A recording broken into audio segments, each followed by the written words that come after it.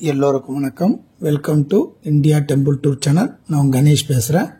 நம்ம சேனலில் பழமையான ஸ்தலங்களும் அந்த ஸ்தலங்களுடைய வரலாற்று செய்திகள் எப்படி போகணும் அப்படிங்கிறத பற்றி பார்த்துட்டு வரோம்.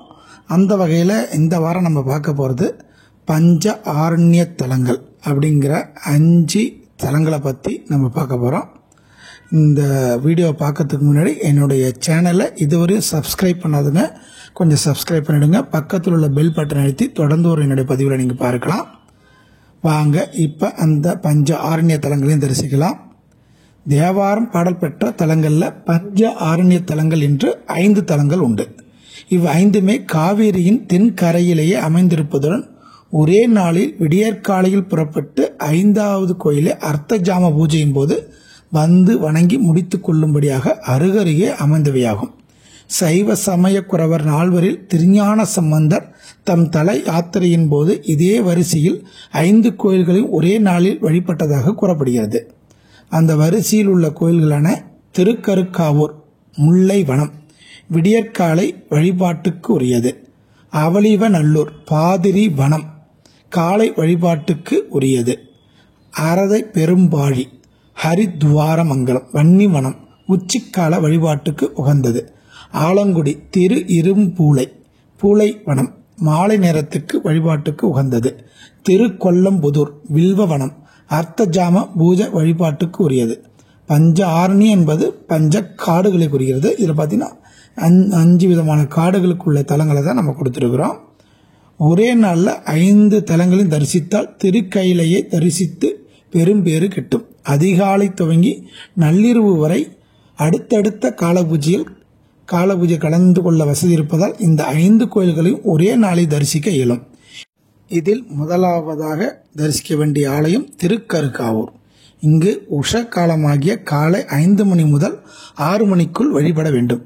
தஞ்சாவூரில் இருந்து சுமார் 19 கிலோமீட்டர் தொலைவில் இருக்கிறது இந்த திருக்கருக்காவூர்.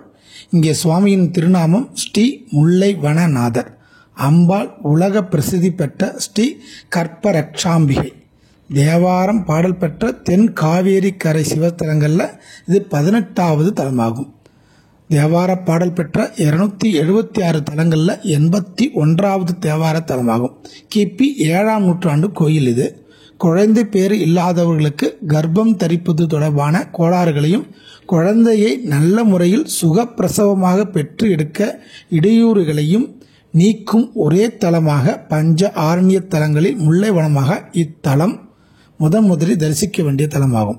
64 சக்தி பீடங்களில் முதன்மையான வீரசக்தி அம்மன் ஆக அருள்பாலித்து வரும் தலமாகவும் இத்தலம் விளங்குகிறது.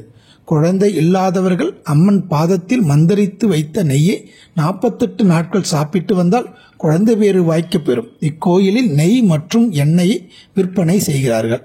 கோயிலுடைய வரலாறு அப்படி என்று பார்க்கும்போது முல்லை வனமாக இந்த கோயில் தளத்தில் நித்துருவர் வேதிகை என்ற 2 தம்பதியர்கள் வாழ்ந்தனர். குழந்தை பேறு இல்லாத இவர்கள் முல்லை வனத்து நாதரையும் அம்மனையும் வணங்கி வந்தனர். இதனை அடுத்து வேதிகை கருவுற்றாள்.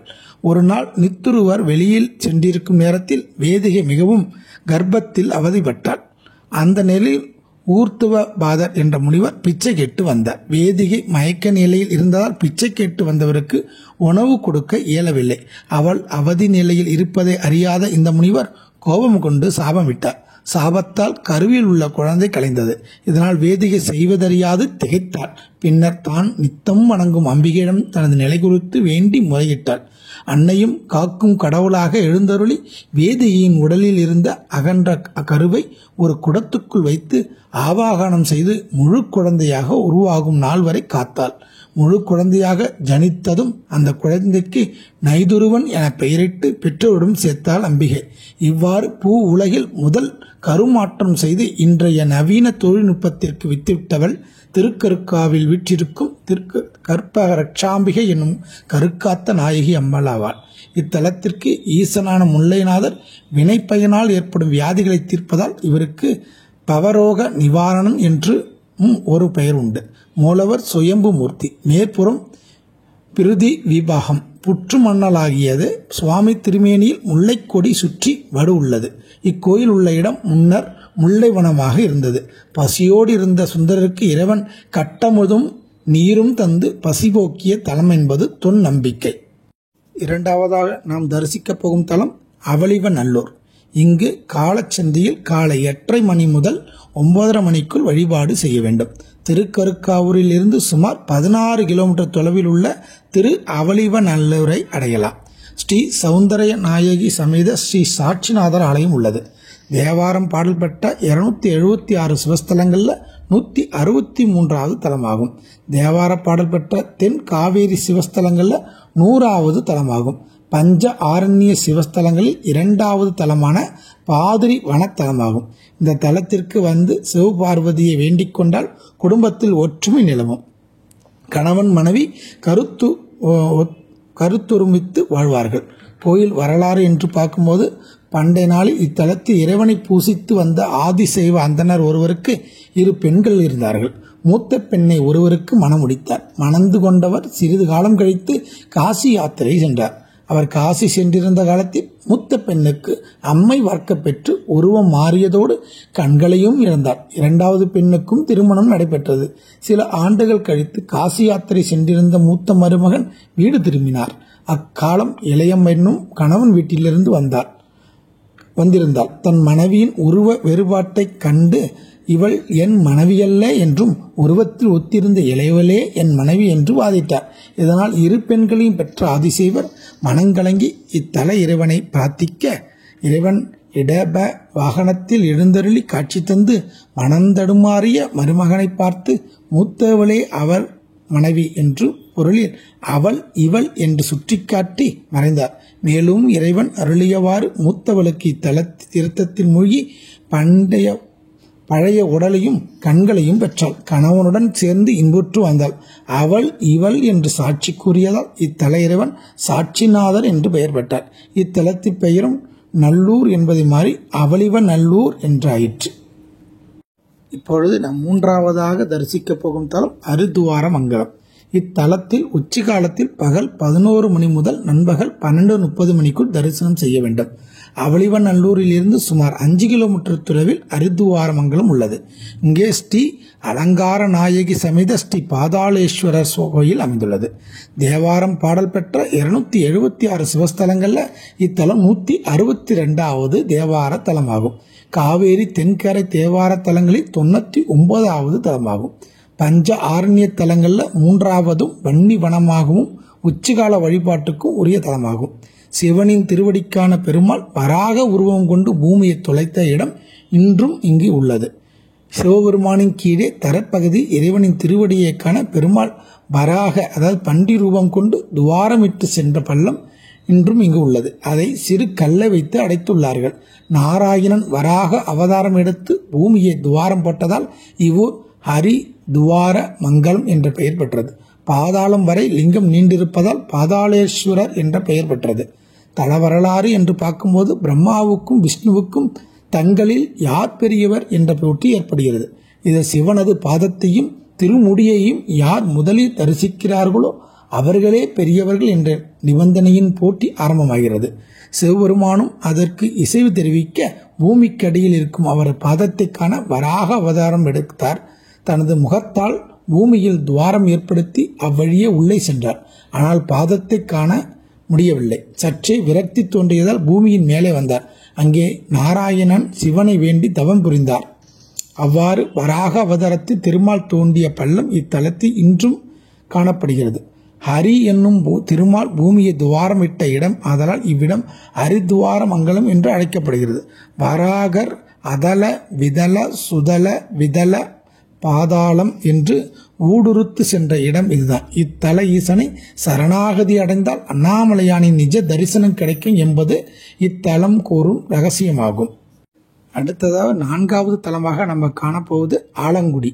இங்கு சாயரட்சையில் மாலை 5 மணி முதல் 6 மணிக்குள் வழிபாடு முடிக்க வேண்டும். அரிதுவார மங்கலத்திலிருந்து சுமார் 10 கிலோமீட்டர் தொலைவில் இக்கோயில் அமைந்துள்ளது. தேவார பாடல் பெற்ற 276 சிவஸ்தலங்களில் இத்தலம் 161வது தலமாகும். தேவாரம் பாடல் பெற்ற காவிரி தென்கரை சிவஸ்தலங்களில் 98வது தலமாகும். தட்சிணாமூர்த்தி இங்கே குருவாக இருந்து சனாகதி முனிவர்களுக்கு போதித்ததால் இத்தலம் குருத்தலமாக விளங்குகிறது. பஞ்ச ஆரண்ய தலங்களில் இத்தலமானது 4வது தலமாகும். பூளை வனமாகும். இக்கோயிலில் குரு தட்சிணாமூர்த்தி 24 முறை வலம் வந்ததும் 24 நெய் தீபங்களை ஏற்றியும் வழிபட குரு தோஷங்கள் நீங்கி நன்மை பெறலாம்.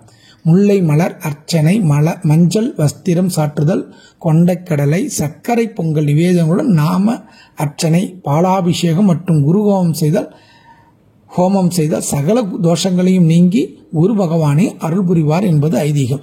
கோயிலுடைய தலவரலாறு அப்படி என்று பார்க்கும்போது 63 நாயன்மார்களில் ஒருவரான சுந்தர இத்தலத்துக்கு வரும்போது வெற்றாற்று வெள்ளப்பெருக்கில் ஆபத் சகாயகரே ஓடக்காரராக வந்து கரையேற்றி காட்சி தந்தார் என்பது வரலாறு.